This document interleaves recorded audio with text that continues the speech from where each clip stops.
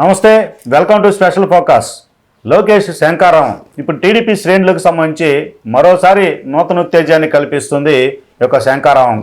ప్రస్తుతం ఉత్తరాంధ్రకు సంబంధించి చూస్తే సీట్లు మావే ఓట్లు మావే అని వైసీపీ ఓ వైపు చెబుతుంటే శంకారం ప్రభావంతో టీడీపీ క్లీన్ స్వీప్ అంటూ కూడా టీడీపీ నాయకులు అంటున్నారు. మనతో ఉన్నారు టీడీపీ సీనియర్ నాయకురాలు, అంగన్వాడీ, అలాగే ఎవరైతే ఈ యొక్క స్టేట్ కార్యదర్శిగా ఉన్నారు పార్టీకి టీడీపీకి సంబంధించి వాసిరెడ్డి రాధిక గారు. మేడం చెప్పండి, ప్రస్తుతం ఏదైతే ఉత్తరాంధ్రకు సంబంధించి శంకారం ఎలా కొనసాగుతుంది లోకేష్కు సంబంధించి, ఉత్తరాంధ్రలో శంకారం ప్రారంభించడానికి కారణం ఏమంటారు? ఉత్తరాంధ్రలో శంకారావం లోకేష్ బాబు ప్రారంభించడానికి కారణం ఏంటి అంటే ఏమీ లేదండి ప్రత్యేకంగా దీని గురించి. ఎందుకంటే బాబు ఇటువైపు మొత్తం పూరించారు శంకారావం, కానీ అటువైపు కరెక్ట్గా వైజాగ్లో అడుగుపెట్టే టయానికి బాబు గారు ఉన్న సిచ్యువేషన్ జైల్లో ఉండటం వల్ల కోర్టు వ్యవహారాలన్నీ కూడా లోకేష్ బాబే చూసుకోవాల్సి వచ్చింది. కాబట్టి ఆ టైంలో ఆపేయటం జరిగింది. అది అందరికీ తెలిసిన విషయమే. కానీ ఆపటం బాబుకి చాలా ఇదిగా ఇబ్బందికరంగా బాధగా ఉంది ఆయనకి. ఇటువైపు అంతా నేను జనం కష్టాలు, వాళ్ళ సమస్యలు, వాళ్ళకున్న బాధలు మొత్తం కనుక్కోగలిగాను. అటువైపు వెళ్ళి నేను చేయలేకపోయాను అని ఒక లోటు ఉంది. కాబట్టి ఆ లోటును కూడా భర్తీ చేయడానికి లోకేష్ బాబు గారు అటు ఉత్తరాంధ్రలో వైజాగ్ నుంచి శ్రీకాకుళం, కాకినాడ అటువైపు మొత్తం వెళ్ళి వాళ్ళ సమస్యలను కనుక్కోవాలని ఈ ఓదార్పు యాత్ర అని జగన్ ప్రభుత్వం చేసింది. కానీ ఈ విధంగా లోకేష్ బాబు ఓదార్పు యాత్రని వాళ్ళ నుదుర్లు నిమట్టము, వాళ్ళని ఏదో ఇది చేయటము అలాంటి మనిషి కాదు. బాబు ప్రజల కష్టాలు తెలుసుకొని వాళ్ళ ఇబ్బందులు ఏంటి కనుక్కొని రేపు పార్టీ అధికారంలోకి వచ్చినప్పుడు వాళ్ళ సమస్యలను ఏ విధంగా తీర్చగలగాలి అనే ఒక ఇదితో బయలుదేరారు. కాబట్టి అటువైపు కూడా వాళ్ళ సమస్యలను తెలుసుకోవడానికి అని చెప్పి బయలుదేరటం జరిగిందండి ఈ శంకారావం. ఎలా ఉందండి స్పందన, ఎలా ఉంది ప్రస్తుతం? ఎలా వస్తున్నారు జనం అండి?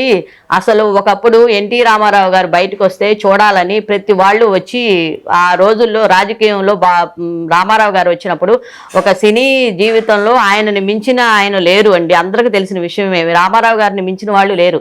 అలాంటి వ్యక్తి ప్రజల కష్టాలని ఇది చూసి ఆయన రాజకీయంలోకి వచ్చి 2 రూపాయల బియ్యం అని ఎన్నో పథకాలు పెట్టి ప్రజల సమస్యలని పోరాడి ఆయన మంచి ఉన్నతమైన ఇదిలోకి ఉన్న రామారావు గారి మనవడు ఈ లోకేష్ బాబును కూడా అదే ఉద్దేశంతో చూడాలని అర్ధరాత్రులు కూడా బాబు ఇటు లోకేష్ బాబు యువగళంలో వచ్చినప్పుడు ప్రతి చిన్నపిల్లల దగ్గర నుంచి పెద్దవాళ్ళ దగ్గర నుంచి ముసలి వాళ్ళ దగ్గర నుంచి కూడా కాపలా కాసి అర్ధరాత్రుల వరకు కూడా వాళ్ళు వెయిట్ చేసి బాబును చూసిన టైంలో మేము వెళ్ళి చూసామండి విజయవాడలో.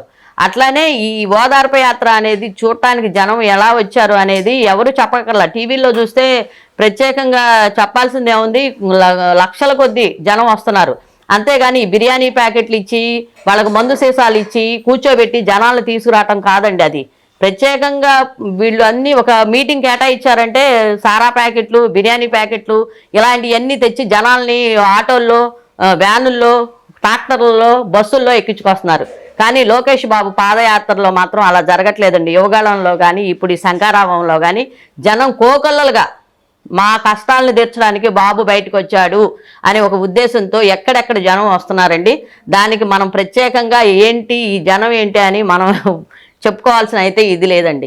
మేడం, ఇప్పుడు మహిళల్లో కావచ్చు, అలాగే యువతుల్లో కావచ్చు, ఎక్కువగా కూడా లోకేష్ గతంలో యువగళం పాదయాత్ర పెట్టినప్పుడు కూడా ఒక నిర్ణీత సమయం కేటాయించి మహిళల సమస్యలు చెప్పుకోవటానికి, లేదంటే యువతులు వాళ్ళ యొక్క ఎడ్యుకేషన్ పరంగా కావచ్చు, అలాగే ఉపాధికి ఉద్యోగాలకు సంబంధించి కావచ్చు చెప్పుకోవటానికి అవకాశం ఇచ్చిన పరిస్థితులు పెద్ద ఎత్తున స్పందన వచ్చింది. అలాగే శంకారావంకు సంబంధించి చూస్తే పార్టీ నాయకులతో పాటు మహిళలు, యువతులు, యువకులు మొత్తం ఎట్లా అట్రాక్ట్ అవుతున్నారు, వాళ్ళకి ఏం అవసరాలు ఉన్నాయంటారు ప్రభుత్వం మారే పరిస్థితులు ఉంటే కనుక? ఏమండి, ఇప్పుడు అవసరాలంటే ఇప్పుడు ఏవి కరెక్ట్గా ఉన్నాయండి, ఏది కరెక్ట్గా లేదు. యువతలు ఇప్పుడు పిల్లలు ఉద్యోగాలు ఎక్కడున్నాయండి? చదువు కంప్లీట్ అయినా కూడా వాళ్ళకి ఉద్యోగాలు లేక, ఉపాధి లేక, తల్లిదండ్రులు ఎంతో కష్టపడి వాళ్ళని చదివిస్తుంటే తల్లిదండ్రులను పోషించడానికి కూడా పిల్లలకి ఇబ్బందికరమైన పరిస్థితులు ఏర్పడ్డాయి.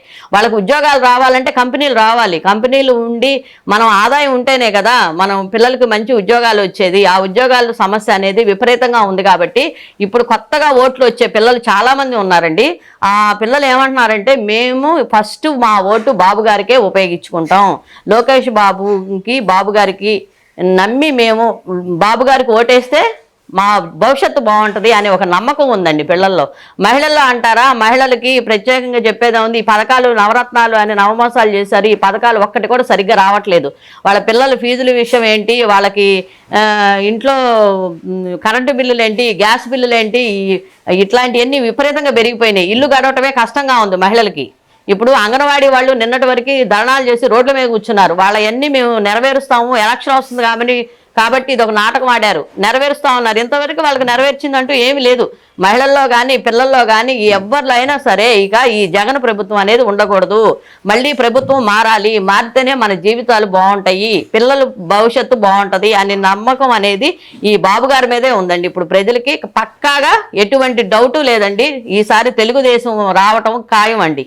మేడం, ఇప్పుడు రాయలసీమకు సంబంధించి చూసిన పరిస్థితి, అలాగే కోస్తాంధ్రకు సంబంధించి కూడా చూసిన పరిస్థితి, విశేష స్పందన లోకేష్ యువగలానికి కావచ్చు, చంద్రబాబు కదిలిరావు కావచ్చు.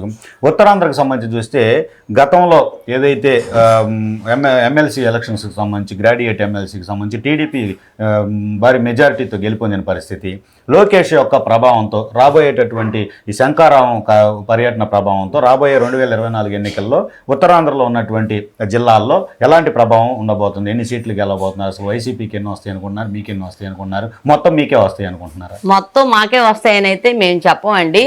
ఏదైనా ఒకటి అటు ఇటు అవుతుంది. కానీ ఎటువంటి పరిస్థితుల్లో బాబు గారు జైల్లో పెట్టినప్పుడే తెలిసిపోయింది ప్రజలకి ఎవరు మోసం చేస్తున్నారు, ఎవరు డెవలప్మెంట్ చేశారు. ఎవరైనా ఒక మనిషి జైల్లోకి వెళ్తే వాళ్ళు చేసిన దుర్మార్గాలు, అక్రమాలు బయటకు వస్తాయి. కానీ బాబు గారిని జైల్లో పెడితే ఆయన చేసిన మంచి పనులు, ఆయన ఎంత వృద్ధి చేశారు మన రాష్ట్రాన్ని, మన రాష్ట్రం ఏ విధంగా డెవలప్ చేశారు, ఒక హైదరాబాద్ని ఏ విధంగా డెవలప్ చేశారు, పిల్లలకు ఉద్యోగాలు ఏ విధంగా కల్పించారు. ఈ రోజుల్లో అందరూ హ్యాపీగా బతుకుతున్నారంటే బాబు గారు పెట్టిన భిక్షేనని చాలా మందికి తెలుసండి. అందుకని ఓట్లు అనేది ఈసారి ఎటువంటి పరిస్థితుల్లో వైసీపీకి వెళ్ళవు, మన తెలుగుదేశానికే వస్తాయి, దానిలో డౌట్ లేదు. అటువైపైనా ఇటువైపైనా ఎటువైపైనా వాళ్ళకి ఏదో 1%, 2-3% ఏదన్నా ఇదిగా వస్తుంది, కానీ అంతకు మించి అయితే రావండి. వాళ్ళు మాకు 175కి 175 అనుకుంటున్నారు, ఆ కళల్లో బతుకుతున్నారు. ఆ కళలు నిజమో అబద్ధమో అని చెప్పేసి తెలిసే రోజు దగ్గరలో ఉంది, ఒక 2 నెలల్లో.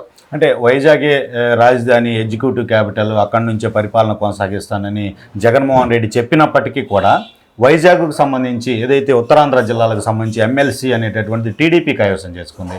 వాళ్ళకి రాజధాని ఇస్తానని జగన్ చెప్పినప్పటికీ అక్కడున్న ప్రజలు మాత్రం గ్రాడ్యుయేట్ ఓటర్లు టీడీపీకి ఆ సీట్ ఇవ్వడం జరిగింది, ఆ పదవి దక్కే విధంగా కూడా స్పందించడం జరిగింది. దాన్ని ఎలా భావించవచ్చు అంటారు? ఏమండి, అసలు ఎటువంటి పరిస్థితుల్లో నమ్మరండి. ఎందుకంటే ఎవరికైనా ఒక ఆలోచన శక్తి అనేది ఉంటుంది. ఒకసారి మోసపోతారు, 2 సార్లు మోసపోతారు. కానీ ఇక్కడ ఉన్న రైతులు, రాజధాని రైతులు 4.5 సంవత్సరాల నుంచి వాళ్ళ భూములు ఇచ్చి, వాళ్ళ సొంత ఆస్తులు ఇస్తే వాళ్ళని ఏదో ఒక ఖైదీల్ని, గోండాల్ని చూసినట్టు వాళ్ళని ఒక పరదాలలాగా అడ్డం పెట్టి వాళ్ళకి కనపడకుండా కూడా వాళ్ళ అసెంబ్లీకి వెళ్ళి వాళ్ళ పనులు వాళ్ళు చేసుకుంటా వస్తా వాళ్ళు ఇచ్చిన భూముల్లోనే కట్టారు. మరి అసెంబ్లీని శ్మశానాలు అన్నారా? అన్నవాళ్ళు అక్కడ కూర్చొని మాట్లాడిన రోజులు ఉన్నాయి, పరిస్థితులు ఉన్నాయి. కానీ ఆ రైతులు అంత ఇబ్బంది పెడితే కళ్ళతో చూసిన వైజాగ్ జనం ఎలా నమ్ముతారండి? ఇప్పుడు ఇక్కడి నుంచి తీసుకెళ్ళిన చెత్త అక్కడ వేస్తామంటే ఇక్కడైనా చెత్తే, అక్కడైనా చెత్త అని లోకేష్ బాబు ఇప్పుడో చెప్పారు. అట్లానే ఇక్కడ చేయనోడు అక్కడ ఏం చేస్తాడు అనుకుంటారు వాళ్ళు. ఇక్కడే సరిగ్గా చేయటం చేతగా లేదు, అక్కడ ఏం చేస్తాడని వైజాగ్ ప్రజలు నమ్ముతారండి. ఎక్కడో దాకేందుకు విజయమ్మ కూడా ఒకసారి వైజాగ్లో ఓడిపోయింది కదా. ఇంకా వైజాగ్ను మాయ చేయాలంటే వైజాగ్ ప్రజలు, ఇక్కడ ప్రజలైనా అక్కడ ప్రజలైనా అందరూ ప్రజలే కదా. ఎవరికి వచ్చినా కష్టం కష్టమే కదా, సుఖాలు ఒకటి కాదేమో కానీ కష్టాలు అందరికీ ఒకటే కదా. ఎలా నమ్ముతారు? అందుకని ఈసారి ఎటువంటి పరిస్థితుల్లో వీళ్ళు ఎన్ని మోసాలు చేసినా నమ్మటానికైతే ప్రజలు సిద్ధంగా లేరండి. వీళ్ళు మందు బాటిల్స్, సారా బాటిల్స్ పంచి ఓట్ల విషయంలో ఏదైనా ఇబ్బందికరమైన పరిస్థితులు ఏర్పాటు చేస్తారేమో, రౌడీ రాజకీయాలు చేసి. కానీ అటువంటి టైంలో జనము వాళ్ళ తెలివితేటలు ఉపయోగించుకొని వాళ్ళ ఓట్లు వాళ్ళు సద్వినియోగం పరుచుకుంటే, బాబు గారిని గెలిపిస్తే మాత్రం పిల్లల భవిష్యత్తులు బాగుంటాయి.